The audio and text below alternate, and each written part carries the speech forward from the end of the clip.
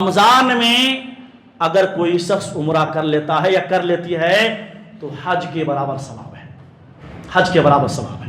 حضرت عبداللہ بن عباس رضی اللہ تعالیٰ عنہ بیان کرتے فرماتے ہیں کہ فَإِنَّ عُمْرَةً فِي رمضان، حدیث سنا رہا ہوں آپ کو، فَإِنَّ عُمْرَةً فِي رمضان تَقْضِي حَجَّةً مَعِي، جو شخص بھی ماہ رمضان میں عمرہ کر لے تو وہ گویا کہ میرے ساتھ، میں نبی محمد صلی اللہ علیہ وسلم، گویا کہ تقضی حجۃ معی، اس نے میرے ساتھ حج کیا ہے۔ نبی کے ساتھ حج کا ثواب اگر چاہیے، حج کا ثواب تو سب لیتے ہیں، لیکن نبی کے ساتھ، پیارے نبی صلی اللہ علیہ وسلم کی معیت میں آپ کے ساتھ حج کا ثواب اگر لینا ہے تو یہی رمضان ہے، یہی رمضان ہے، یہی موقع رمضان دیتا ہے، ہر سال دیتا ہے۔ خطبہ مسنونہ کے بعد ابھی آپ کے سامنے سورہ آل عمران کی بڑی مشہور آیت کریمہ آیت نمبر 133 پڑھی گئی ہے۔ اس میں اللہ فرماتے ہیں وَسَارِعُوا إِلَىٰ مَغْفِرَةٍ مِّن رَبِّكُمْ وَجَنَّةٍ، اے لوگو اپنے رب کی بخشش کی طرف دوڑو، اپنے رب کی مغفرت اور بخشش کی طرف دوڑ لگاؤ، وَجَنَّةٍ، اور اس جنت کی طرف دوڑ لگاؤ جس کی چوڑائی آسمان اور زمین کے برابر ہے، وَعِدَّتْ لِلْمُتَّقِينَ، جو جنت پرہیزگار لوگوں کے لیے، متقی لوگوں کے لیے، اللہ سے ڈرنے والے لوگوں کے لیے اللہ نے تیار کر کے رکھی ہے۔ اللہ اکبر۔ میرے محترم بھائیوں، ماہ رمضان کی آمد ہے، ہر شخص ماہ رمضان کی آمد پر بے حد خوشی محسوس کر رہا ہے۔ یہ وہ مہینہ ہے جس کے انتظار میں ہر بندہ مومن سال بھر انتظار کرتا ہے، اور یہ کیوں نہ ہو، کیونکہ یہ ماہ مبارک جو مہینہ ہے، ماہ رمضان، یہ نیکیوں کا موسم بہار ہے، رحمتوں کا مہینہ ہے، مغفرتوں کا مہینہ ہے، جہنم سے آزادی کا مہینہ ہے، جنت کی بشارت کا مہینہ ہے، عبادتوں کا مہینہ ہے، صدقہ خیرات کا مہینہ ہے، زہد و ورع کا مہینہ ہے، خاکساری کا مہینہ ہے، برکتوں سے بھرا ہوا مہینہ ہے۔ یہی وجہ ہے کہ جب یہ ماہ مبارک رمضان کا مہینہ آتا، پیارے رسول صلی اللہ علیہ وسلم صحابہ کرام کو اس کی بشارت سناتے اور مبارکباد پیش کرتے۔ سنن نسائی کی بڑی مشہور حدیث ہے، حضرت ابو ہریرہ رضی اللہ تعالیٰ عنہ کہتے ہیں پیارے نبی صلی اللہ علیہ وسلم اپنی امت کو اور صحابہ کو ماہ رمضان کی بشارت سناتے فرماتے اتاکم رمضان الشہر المبارک، اے لوگ تمہارے پاس ایک ایسا مہینہ آیا ہے جو مبارک مہینہ ہے، شہر مبارک، جس کی ایک ایک دن، ایک ایک منٹ، ایک ایک سیکنڈ برکتوں سے بھرا ہوا مہینہ ہے۔ فرض اللہ عز وجل علیکم صیامہ، اللہ تعالیٰ نے ماہ رمضان کے روزے تم پر فرض کیے ہیں۔ میرے محترم بھائیوں، ماہ رمضان کی بڑی خصوصیات ہیں، ان خصوصیات کی وجہ سے اس مہینے کو دوسرے مہینوں پر فضیلت حاصل ہے۔ یہ شعبان کا چونکہ آخری خطبہ ہے، چہارشنبہ کو یا جمعرات کو ایک روزہ ہوگا، اس مناسبت سے آج کے خطبے میں انشاءاللہ ماہ رمضان کی خصوصیت کیا ہے، ماہ رمضان کی خصوصیات کیا ہے، ماہ رمضان کے اندر وہ کیا کوالٹی ہے، کیا صفات ہے جس کی وجہ سے دیگر مہینوں پر اس کی فضیلت ہے، ماہ رمضان کو ماہ رمضان کیوں بنایا گیا ہے، رمضان کی اتنی فضیلت کیوں، آج اس کے خطبے میں دیکھیں گے، آج کے اس خطاب میں، تاکہ میں بھی آپ بھی رمضان المبارک کی عظمت کو سمجھیں اور ماہ رمضان کو پہچانیں کہ واقعی کیسا مہینہ ہے۔ میرے محترم بھائیوں، چونکہ وقت بہت تیزی سے جا رہا ہے، میں بہت اختصار کے ساتھ میں آپ کو لے کے جاؤں گا کہ ماہ رمضان کی خصوصیات، اس کی اسپیشلسٹ کیا ہے، اسپیشل بنانے والی چیز کیا ہے، ایک ایک بات دیگر انشاءاللہ آپ کے سامنے رکھی جائے گی۔ ماہ رمضان کی پہلی خصوصیت، ماہ رمضان کی پہلی کوالٹی جس کی وجہ سے ماہ رمضان کو رمضان بنایا اور اس کی وجہ سے دیگر مہینوں سے اس کو زیادہ فضیلت ملی ہے، وہ کیا ہے؟ ماہ رمضان یہ ماہ قرآن ہے، یہ ماہ رمضان یہ نزول قرآن کا مہینہ ہے۔ اللہ تبارک و تعالیٰ نے آسمانی کتابوں میں سب سے افضل کتاب قرآن مجید کو، اور مہینوں میں سب سے افضل مہینہ ماہ رمضان میں اس قرآن پاک کو نازل فرمایا، اور ماہ رمضان کی راتوں میں سب سے بہترین رات لیلۃ القدر میں لوح محفوظ سے ایک بارگی آسمان دنیا پر نازل فرمایا اور اسے بیت العزا میں رکھ دیا۔ 20 پہ 3 سال 23 سال کے عرصے میں وقتاً فوقتاً پیارے نبی صلی اللہ علیہ وسلم پر آپ کے قلب اطہر پر قرآن اترتا رہا۔ سب سے پہلی وحی جو نازل ہوئی آپ کے قلب اطہر پر، جو وحی نازل ہوئی اقرأ بسم ربک الذی، وہ ماہ رمضان کا تھا۔ اس طرح آپ کہہ سکتے ہیں کہ رمضان کا قرآن سے بڑا گہرا تعلق ہے۔ اللہ نے فرمایا شہر رمضان الذی انزل فیہ القرآن ھدی للناس وبینات من الھدی والفرقان۔ رمضان کا انٹروڈکشن کراتے ہوئے، رمضان کا تعارف کراتے ہوئے اللہ فرما رہا ہے، قرآن کہہ رہے ہیں شہر رمضان الذی، رمضان کون سا مہینہ ہے؟ رمضان وہ مہینہ ہے جس میں کہ قرآن اتارا گیا، ھدی للناس، جو قرآن پوری کائنات، پوری انسانیت کے لیے رشد و ہدایت کا سر چشمہ ہے، منبع ہے، ہدایت کا ذریعہ ہے یہ، وبینات من الھدی والفرقان، اور جس میں ہدایت کی اور حق اور باطل کے درمیان تمیز اور فرق کرنے والے کے لیے واضح دلائل اور روشنی موجود ہے۔ جب ہم کتاب و سنت کا مطالعہ کرتے ہیں تو آپ کو معلوم ہوگا، جب اللہ تعالیٰ نے دنیا بنائی، انسان بسایا، تو انسانوں کے رشد و ہدایت کے لیے جہاں اللہ تعالیٰ نے نبیوں اور انبیاء کرام کو مبعوث فرمایا، وہیں پر جتنے آسمانی کتابوں کا نزول ہوا ان میں اکثر کتابیں، آسمانی کتابیں ماہ رمضان میں نازل ہوا۔ حضرت واصلہ بن اسقا، حضرت واصلہ بن اسقا رضی اللہ تعالیٰ عنہ سے مرفوعاً روایت ہے، کہتے ہیں کہ ایک رمضان کو صحف ابراہیم، 6 رمضان کو تورات، اور 13 رمضان کو انجیل، 18 رمضان کو زبور، اور 24 رمضان کو قرآن نازل ہوا۔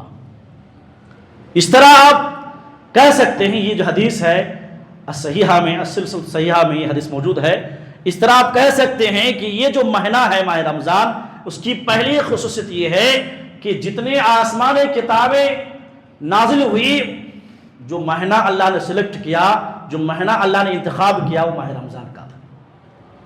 اسی لیے نبی صلی اللہ علیہ وسلم جب بھی ماہ رمضان جب سے ہی آتے، آپ ہر سال حضرت جبریل کو قرآن کا دور کرتے، آپ قرآن پڑھ کے سناتے۔ جس سال آپ کی وفات ہوئی، پیارے رسول صلی اللہ علیہ وسلم نے 2 مرتبہ قرآن کا دور فرمایا حضرت جبریل علیہ السلام سے۔ الغرض آپ دیکھیں گے، علماء ہو، صلحاء ہو، سلف صالحین کا ایک طریقہ رہا ہے کہ رمضان میں، غیر رمضان میں تو قرآن پڑھتے ہی تھے، جیسے ہی رمضان کا مہینہ آ جاتا قرآن سے ایک الگ ہی محبت اور شغف ہو جاتی۔ امام احمد بن حنبل کے بارے میں آتا ہے کہ غیر رمضان میں ہفتے میں 1 مرتبہ قرآن ختم کرتے تھے، اور جیسے ہی رمضان میں داخل ہو جاتے ہفتے میں، 1 ہفتے میں 2 مرتبہ قرآن ختم کرتے تھے۔ اللہ اکبر! اس طریقے سے 4-5 مرتبہ قرآن پورے رمضان میں ختم کر دیتے تھے۔ تو پہلی خصوصیت اور ماہ رمضان کی یہ ہے کہ یہ جو رمضان ہے یہ ماہ قرآن ہے، قرآن کا مہینہ ہے، قرآن کا نزول کا مہینہ ہے۔ نمبر 2، رمضان کی دوسری بڑی خصوصیت یہ ہے کہ ماہ رمضان میں اللہ تعالیٰ بے شمار لوگوں کو جہنم سے آزاد کرتا ہے۔ ماہ رمضان کی جو اسپیشلکس ہے اور اس کی جو خصوصیت ہے، اس کی جو کوالٹی ہے، ماہ رمضان کو رمضان بنایا کس نے؟ اس میں کیا کیا ہو رہا ہے؟ اس میں اللہ اکبر، ہر دن اور ہر رات افطاری کے وقت، ہر افطاری کے وقت، ہر رات کو اللہ تعالیٰ بے شمار بندوں کو جہنم سے آزاد کرتا ہے۔ سنن ابن ماجہ کی روایت ہے، حضرت جابر رضی اللہ تعالیٰ عنہ راوی حدیث ہیں، پیارے رسول صلی اللہ علیہ وسلم فرماتے ہیں کہ ان للہ تعالی عند کل فطر وتقاء من النار وذلك فی کل لیلہ۔ پیارے نے فرماتے ہیں کہ اللہ تعالی ہر افطاری کے وقت عند کل فطر وتقاء من النار، ہر افطاری کے وقت اللہ تعالیٰ بے شمار بندوں کو جہنم سے آزاد کرتا ہے افطاری کے وقت. اور یہ معاملہ جہنم سے آزاد کرنے کا ذالک فی کل لیلہ ہر رات یہ ہوتا ہے. دوسری روایت میں صحیح ترغیب و ترہیب کی روایت ملا لیں, بات واضح ہو جائے گی. حضرت ابو سعید خدری رضی اللہ تعالیٰ عنہ کہتے ہیں, بڑی پیاری حدیث ہے, پیارے نبی صلی اللہ علیہ وسلم فرماتے ہیں ان للہ تبارک و تعالی وتقاء فی کل یوم و لیلۃ فی رمضان یعنی فی رمضان وان لکل مسلم فی کل یوم و لیلۃ دعوت مستجابہ. کہتے ہیں پیارے نبی صلی اللہ علیہ وسلم کہ اللہ تعالیٰ رمضان کی ہر رات اور ہر دن اور ہر رات رمضان میں اللہ تعالیٰ بے شمار لوگوں کو جہنم سے آزاد کر دیتا ہے. جو گناہوں کی وجہ سے جس کے لسٹ جس کے نام اعمال میں جہنم قرار دیا گیا, اب اللہ تعالیٰ چونکہ رمضان پایا ہے, رمضان میں ہر دن بھی ہر رات بھی اللہ تعالیٰ جہنم کے آزادی کا پروانہ نصیب کرتا ہے. اور وَإِنَّ لِكُلِّ مُسْلِمٍ فِي كُلِّ يَوْمٍ وَلَيْلَةٍ, اور ہر مسلمان کی ہر دن اور ہر رات دعوت مستجابہ ایک دعا ضرور قبول ہوتی ہے. اللہ اکبر. دونوں حدیثوں کے پیش نظر آپ یوں کہہ سکتے ہیں, آپ دعا کر سکتے ہیں اللہ سے, یا اللہ ہمیں اور آپ کو ان خوش نصیبوں میں شمار کر جن کو تو ماہ رمضان میں تو ان کی گردنوں کو ان کو آزاد کرتا ہے. کیوں؟ یہ اس لیے کہ زندگی کا اصل مقصد یہ اتنی بڑی کامیابی ہے, جو شخص جہنم سے بچا لیا گیا اور جنت میں جس کو داخل مل گیا, یہ اصل کامیاب ہے. یہ اصل کامیاب یہی ہے. اللہ نے فرمایا فمن زحزح عن النار وادخل الجنہ فقد فاز وما الحیات الدنیا الا متاع الغرور. جو شخص بھی نار جہنم سے بچا لیا گیا, جہنم کے انگار سے بچ گیا وہ, اور جنت میں داخلہ کیسے بھی مل گیا, فقد فاز, تو کامیاب ہو گیا. اللہ فرما رہا ہے فقد فاز, تو یقیناً وہ کامیاب ہو گیا. اور اے مسلمانوں, اے دنیا والوں, دنیا کے چکر میں آخرت کو برباد کرنے والوں, وَمَا الْحَيَاةُ الدُّنْيَا إِلَّا مَتَاعُ الْغُرُورِ, یہ جو دنیا کی زندگی ہے دھوکے کے سامان کے علاوہ کچھ نہیں ہے. منٹوں میں کب آپ سوچو کہ میں زندہ رہوں گا 10 سال 5 سال, ابھی آپ کا ایکسیڈنٹ ہو گیا, اس سے بڑا دھوکہ کیا ہو سکتا ہے. آپ نے گھر بنایا, 1 کروڑ کا گھر بنایا, ابھی داخلہ کرنے اب جانے والے تھے, دعوت رکھی تھی, دعوت کوئی اور کھا رہا, آپ قبر میں جا رہے ہیں. کتنے ایسے ہزاروں واقعات ہیں. تو دنیا کی زندگی دھوکے کے سوا کچھ نہیں ہے. تو دوسری بڑی خصوصیت اس ماہ رمضان کی یہ ہے کہ اللہ تعالیٰ ہر افطاری کے وقت اور ہر دن اور ہر رات اور ہر مسلمان کی دعا قبول ہوتی ہے. تو افطاری کے وقت میرے محترم بھائی ابھی سے آپ تیار ہو جاؤ. یہ نہیں کہ افطاری کے وقت دنیا بھر کے فروٹس, دنیا بھر کے ساز و سامان ہمارے دسترخوان میں ہو اور ہمارا ہاتھ صرف وہی دیکھنے میں لگے ہو اور اللہ کو یاد نہ کرتے ہو. بڑی افسوس کی بات ہے. مسلمانوں کی میجورٹی, مسلمانوں کی اکثریت ماہ رمضان میں جتنے کھاتے ہیں مسلمان دیگر مہینے میں نہیں کھاتے ہیں. اتنے یہ اطعام خوری ہے, اتنے کھاتے ہیں وہ, اللہ اکبر. بجائے یہ کہ رمضان یہ انسان کی اصلاح کے لیے, تربیت کے لیے آیا تھا. دعاؤں کا وقت دعاؤں کا چل رہا ہے, ادھر باتیں ہو رہی, یہ رکھو جی, وہ رکھو جی, یہ لاؤ جی, وہ لاؤ جی. اور تو افسوس نعوذ باللہ ثم نعوذ باللہ, بعض گھرانے ایسے ہیں کہ خواتین, اللہ معاف فرمائے, خواتین صبح سے شام تک اسی پکوان میں افطاری کے لیے تیار کرتے سب کچھ ختم ہو جاتا ہے. نہ نماز کا اہتمام ہے, نہ قرآن کی تلاوت کا اہتمام ہے, نہ ذکر و اذکار کا, نہ ہی دعاؤں کا. اور اس میں سب سے بڑا مجرم کا کردار ادا کرتا ہے یہی مرد حضرات. یہ بڑے لمحے فکریہ ہے, یہ سوچنے کی فکر ہے کہ مسلمان کھاؤ بھائی, کتنا کھاؤ گے, کتنا کھاؤ, افطاری کرنے کے کھاؤ جتنا, پوری رات کھاؤ. لیکن جو وقت ملا ہے افطاری دعاؤں کا, دعائیں قبول ہوتی ہے. اللہ فرما رہے مستجاب الدعوہ, اللہ کے فرما رہے ہیں تمہاری دعائیں قبول ہوتی, اس وقت تمہیں دعا کرنے کی توفیق نہیں ہو رہی. جہنم سے آزاد اللہ کرتا ہے, اس وقت تمہیں اپنے گناہوں کے معافی مانگنے کی توفیق نہیں مل رہی ہے. یہ بڑی افسوسناک چیز ہے. تو دوسری بڑی خصوصیت میرے محترم بھائیوں رمضان کی کہ اللہ تعالیٰ افطاری کے وقت اللہ بہت سے لوگوں کو جہنم سے آزاد کرتا ہے. نمبر 3, تیسری بڑی خصوصیت اللہ اکبر رمضان کی کہ اللہ تعالیٰ ماہ رمضان میں جنت کے دروازے کھول دیتا ہے. رحمت کے دروازے کھول دیتا ہے، آسمان کے دروازے کھول دیتا ہے۔ رمضان میں کمپٹیشن ہوتا ہے، کس کے لیے؟ کن لوگوں کے لیے؟ نیکیوں میں آگے بڑھنے والوں لوگوں کے لیے۔ نیکی میں آگے بڑھنے کے لیے لوگ ترستے ہیں، آگے بڑھتے ہیں، نیکی کما لیتے ہیں کمانے والے۔ پیارے رسول صلی اللہ علیہ وسلم فرماتے ہیں، بڑی پیاری حدیث سنانے جا رہا ہوں، توجہ سے ایک ایک جملے کو آپ توجہ سے سماعت فرمائیں۔ حضرت ابو ہریرہ رضی اللہ تعالیٰ سے روایت ہے، پیارے رسول صلی اللہ علیہ وسلم فرماتے ہیں کہ جیسے ہی رمضان کی پہلی رات آتی ہے، اذا کان اول لیلۃ من شہر رمضان صفدت الشیاطین ومرضت الجن وغلقت ابواب النار فلم يفتح منها باب وفتحت ابواب الجنة فلم يغلق منها باب وينادي مناد یا باغ الخیر اقبل ویا باغ الشر اقصر۔ بڑی زبردست حدیث ہے، پیارے نے فرماتے ہیں اذا کان اول لیلۃ من شہر رمضان، جب رمضان کی پہلی رات آتی ہے، صفدت الشیاطین، شرکش شیاطین کو جنجروں میں اللہ جکڑ دیتا ہے، ومرضت الجن، اور جو شرکش جن ہوتے ہیں ان کو بھی اللہ جکڑ دیتا ہے، اور کیا ہوتا ہے بھائی؟ وغلقت ابواب النار فلم یفتح منها باب، اور جہنم کے جتنے دروازے ہیں سب کو بند کر دیا جاتا ہے، ایک بھی دروازہ کھلا نہیں چھوڑا جاتا ہے۔ وفتحت ابواب الجنۃ فلم یغلق منها باب، اور یہ جو جنت ہے، جنت کے سارے دروازے کو اللہ کھول دیتا ہے، ان میں سے ایک دروازے بند نہیں ہوتا ہے۔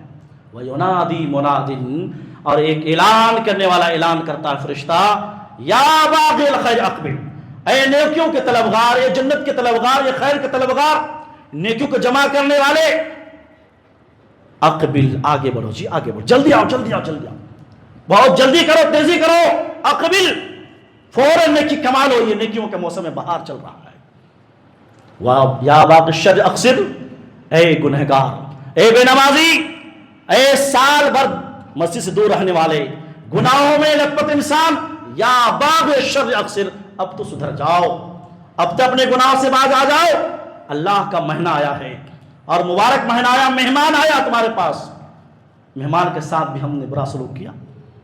میرے محترم بھائیوں، یہ حدیث مجھے آپ کو جہاں بشارت سناتی ہے وہاں جھنجھوڑتی ہے۔ اللہ اکبر، آپ دیکھو تو صحیح، جنت کے دروازے کھولے جا رہے ہیں، دوسری روایت میں ہے کہ رحمت کے دروازے کھولے جا رہے ہیں، ایک اور روایت میں ہے آسمان کے دروازے کھولے جاتے ہیں، کئی قسم کی روایتیں ہیں۔ آپ سوچو اتنا بہترین ماحول جنت رمضان میں، ایسا ماحول کہ آدمی نیکی کرتے رہتے ہیں، چاہے تو اوسط نیکی کرے، لیکن افسوس صد افسوس کہ اس میں بھی بعض مسلمان ایسے ہیں جو چائے کے ہوٹلوں میں اور دیگر جگہ میں وہ جو ہے کھاتے رہتے پیتے رہتے ہیں، اور رمضان گزرتا چلا جاتا ہے۔ ایسے بدنصیبوں کے لیے فرشتوں کے سردار حضرت جبریل علیہ السلام نے بددعا کی ہے، جس نے رمضان کا اتنا مبارک مہینہ پایا، مقدس مہینہ پایا، لیکن اس نے اس کی قدر نہیں کیا، اپنے گناہوں کی معافی نہ منگوایا۔ حضرت مالک بن حویرث رضی اللہ تعالیٰ روایت کہتے ہیں کہ اللہ کے رسول صلی اللہ علیہ وسلم ایک مرتبہ ممبر پر تشریف رہے، ممبر پر چڑھے، ہر سیڑھی پر آمین آمین کہے جا رہے تھے۔ صحابہ نے تعجب کیا کہ پہلی بار آپ ایسا کر رہے ہیں، ممبر پر چڑھ رہے اور سیڑھی پر چڑھتے چڑھتے آمین آمین کہہ رہے ہیں۔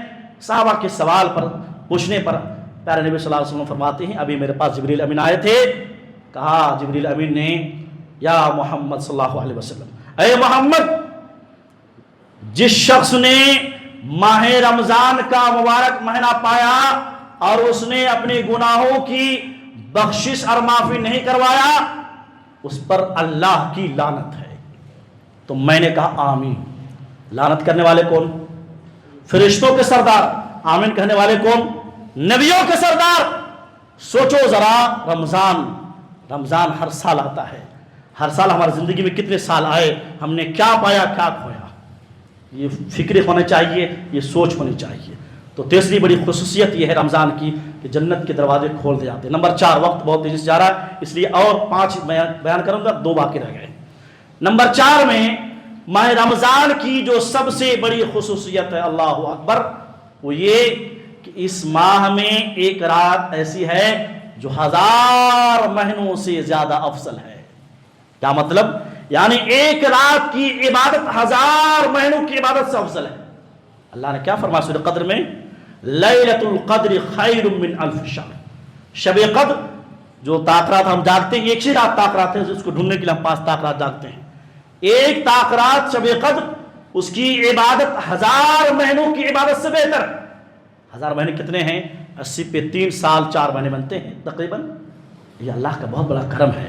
یہ اس امت پر بڑا فضل ہوا کہ ایک رات جاگو، 80 پہ 3 سال 4 مہینے کے برابر ثواب لوٹ لو. اتنی عمر ہم کو نہیں مل رہی ہے. یہ نیک، میں نے کہا کہ یہ نیکیوں کے موسم بہار ہے.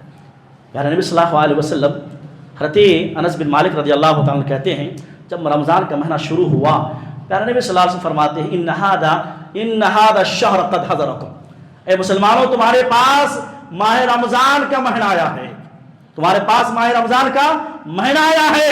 فیہ لیلۃ خیر من الف شہر، اس میں ایک رات ایسی ہے جو 1000 مہینوں کی عبادت سے بہتر ہے.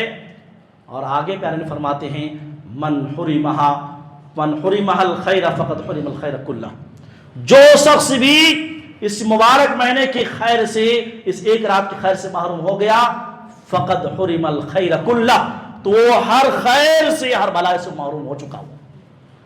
ولا یحرم خیر الا محروم، اور وہی شخص اس شب قدر کی رات سے محروم ہو سکتا ہے جو حقیقت میں بد نصیب ہو اور محروم انسان رہا. تو چوتھی جو خصوصیت ہے رمضان کی، وہ یہ ہے اس شب قدر کی قدر کرنا ہے مجھے اور آپ کو. تاخرات کی ہمیں قدر کرنا. تاخرات کو بھی ویسا مسئلہ رہا ہے، دعوت چل رہی ہے، بیان چل رہا ہے، اور ایسے جیسے کہ رسم و رواج چل رہا ہے وہ بھی چل رہا ہے صاحب، اس کو بھی روکنا ہے، اسے بھی ہمیں آپ کو بھی بچنا ہے. نمبر 5 آخری چیز، ماہ رمضان کی 5ویں بڑی خصوصیت یہ ہے، اللہ اکبر، خوش ہو جاؤ جس کو اللہ نے مال دیا ہے، خوش ہو جاؤ جس کو اللہ نے دولت دی ہے. ماہ رمضان میں صرف عمرہ کر لینا، ماہ رمضان میں عمرہ کر لینا حج کے برابر ثواب ہے. اللہ اکبر. حج، وہ حج جس کے کرنے سے انسان کی زندگی کے سارے گناہ دھل جاتے ہیں، وہ عمرہ، وہ حج کرنے سے انسان کے پاسٹ کے زندگی کے سارے گناہ معاف ہو جاتے ہیں، غریبی ختم کر دی جاتا ہے. بڑے بڑے فائدے فضیلت بیان کی گئی حدیث کے اندر. تو اللہ نے جس کو مال دیا ہے، دولت دی ہے، کوشش کرو رمضان میں ایک بار ہی صحیح رمضان میں عمرہ صرف کر لو، بس عمرہ کر لو. حضرت عبداللہ صحیح مسلم کی روایت ہے، بڑی توجہ سے حدیث سنیں تاکہ ذہن میں رکھے کہ کبھی میں بھی اور آپ بھی عمرہ کروں، یا اللہ سے دعا کریں، اللہ سے ریکویسٹ کریں، اللہ سے بات بھیک مانگیں انشاءاللہ. آپ دیکھیں حج کتنا وہاں مشکل ہو گیا ہے، 7-8 لاکھ خرچ ہونا پڑتا ہے اور کئی مہینے لگ جاتے ہیں. لیکن عمرہ رمضان میں کرو گے، اور سعودی عرب میں اور مدینہ میں آپ کو، اور اسی طریقے خانہ کعبہ میں عمرہ، اور اسی طریقے سے وہاں پر جو رات گزاریں گے، رمضان گزاریں گے، آپ وہ اس کو لفظوں میں بیان نہیں کر سکتا وہ کیا فیلنگ ہوتی ہے. وہاں کا موسم، وہاں کا سدا بہار، لوگ ہیں کیسے جو ہیں لوگ رہتے ہیں، کیسی عبادتیں ہوتی ہیں، وہاں کا ماحول الغرض بہت زیادہ عمدہ ہوتی ہے. تو رمضان میں اگر کوئی شخص عمرہ کر لیتا ہے یا کر لیتی ہے تو حج کے برابر ثواب ہے، حج کے برابر ثواب ہے. حضرت عبداللہ بن عباس رضی اللہ تعالیٰ عنہ بیان کرتے ہیں، پیارے رسول صلی اللہ علیہ وسلم نے ایک انصاریہ خاتون ام سنان رضی اللہ تعالیٰ عنہ سے پوچھا کہ کیا بات ہے، تم نے ہمارے ساتھ حج کیوں نہیں کیا؟ تمہارا شوہر تمہارے ساتھ تھا لیکن تم نے حج کیوں نہیں کیا؟ کہا کہ اللہ کے نبی سواری کی کمی تھی، 2 اونٹ تھے، ایک اونٹ تمہارے شوہر لے گئے وہ بھی پانی پلانے کے لیے، اور ایک اونٹ باقی رہ گیا، اس پر میں پانی پلاؤں یا پھر عمرہ کروں یا آپ کے ساتھ حج کروں.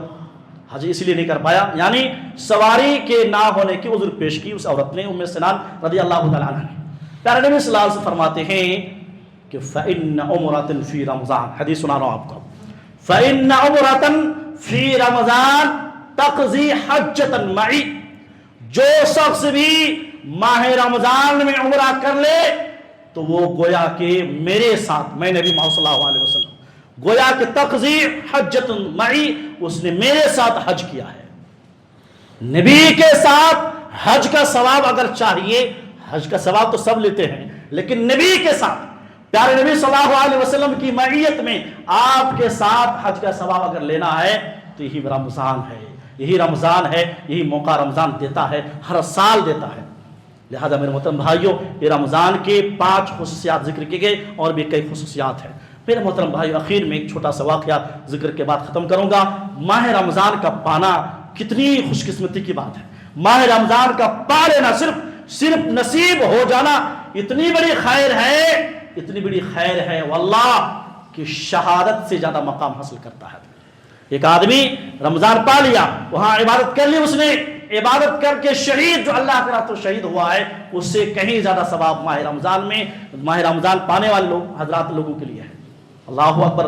سنن ابن ماجہ کی روایت ہے، یہ تمام خطبے کا خلاصہ ہے۔ خواتین سے گزارش ہے، مرد حضرات سے گزارش ہے، ہمارے نوجوان سے گزارش ہے کہ اس واقعے کو سنیں اگر آپ کو رمضان چاہیے اور رمضان کی عبادت آپ کرنا چاہتے ہیں تو۔ حضرت طلحہ بن عبید اللہ کیا ہے؟ صحابی کون ہیں؟ حضرت طلحہ بن عبید اللہ رضی اللہ تعالی عنہ کہتے ہیں، وہ روایت کرتے ہیں کہ ایک مرتبہ یہ ہوا، ایک دیہات سے دو نوجوان آئے، دو آدمی آئے، دونوں نے ایک ہی ساتھ اسلام قبول کیا۔ دیہات سے، کھیڑے سے، گاؤں سے دو شخص آئے اور اسلام قبول کیا ایک ساتھ۔ ان میں سے ایک شخص اللہ کی خوب عبادت کرتا تھا۔ اتفاق سے ایک دن ہوا کہ جہاد میں گیا، جہاد میں جا کر لڑتے لڑتے شہید ہو گیا۔ دوسرا آدمی اس شہید کے ایک سال کے بعد فطری موت، جیسے ہماری آپ کی موت ہوتی ہے، فطری موت ہوا، لیکن ایک سال کے بعد ہوا۔ حضرت طلحہ بن عبید اللہ رضی اللہ تعالیٰ عنہ کہتے ہیں، میں نے خواب دیکھا کہ میں جنت کے دہلیز، جنت کے دروازے پر ہوں۔ میں کیا خواب دیکھ رہے ہیں؟ حضرت طلحہ بن عبید اللہ کہتے ہیں رضی اللہ تعالیٰ عنہ، میں نے خواب دیکھا کہ میں جنت کے دروازے پر ہوں اور میرے سامنے وہی دو شخص جس نے اسلام قبول کیا تھا، وہی دونوں سامنے۔ اندر سے، جنت کے اندر سے ایک فرشتہ آیا اور جو شہید کے ایک سال بعد فوت ہوا اس کو پہلے کہا کہ آپ اندر آ جاؤ، جنت کے اندر آ جاؤ۔ اس کو پہلے فرشتہ بلا رہا ہے اور جنت میں چلے گئے۔ پھر فرشتہ جنت کے اندر سے دوبارہ آتا ہے اور کہتے ہیں کہ اب شہید سے کہتے ہیں کہ اب تم اندر آ جاؤ۔ پھر تیسری مرتبہ فرشتہ آتا ہے اور کہتے ہیں، طلحہ بن عبید اللہ کہتے ہیں مجھ سے، کہتے ہیں فرشتہ ارجع، آپ لوٹ جاؤ، ابھی تمہارا جنت میں جانے کا ابھی وقت نہیں آیا ہے، اب تم دنیا میں جاؤ۔ یہ خواب دیکھے، خواب دیکھنے کے بعد یہ پورا دیکھتے ہیں، بیدار ہوتے ہیں۔ جب صبح ہوتی ہے تو پورے صحابہ کرام کو، اپنے دوستوں کو یہ پورا واقعہ، یہ پوری جو ہے خواب بتاتے ہیں۔ اس پر لوگ تعجب کرتے ہیں کہ یہ کیسی خواب ہے بھائی، شہید کا کتنا بڑا مقام ہے، شہید کا خون گرنے سے پہلے ان کی مغفرت ہو جاتی ہے، جنت میں اتنے بڑے انعام ہے، اکرام ہے۔ شہید کے پہلے ایک عام آدمی فطری موت مرا ہے، اس کو پہلے جنت میں داخلہ مل رہا ہے۔ صحابہ اگر تعجب کرنے لگے اور حیران و پریشان ہونے لگے۔ پیارے نبی صلی اللہ علیہ وسلم کو جب یہ بات معلوم ہوئی، کہا کیا مسئلہ ہے، کس بات پر تعجب ہے، پورا واقعہ سنایا کیسے سی بات ہے۔ پھر پیارے نبی صلی اللہ علیہ وسلم فرمایا، الیس قد مکث ھذا بعدہ سنۃ، قالوا بلی، کہا بتاؤ یہ صحیح، کیا جو آدمی فطری طور پر مرا ہے، جو جنت میں پہلے جا رہا ہے، کیا یہ شہید کے ایک سال کے بعد فوت ہوا؟ صحابہ نے کہا ایک سال کے بعد فوت ہوا۔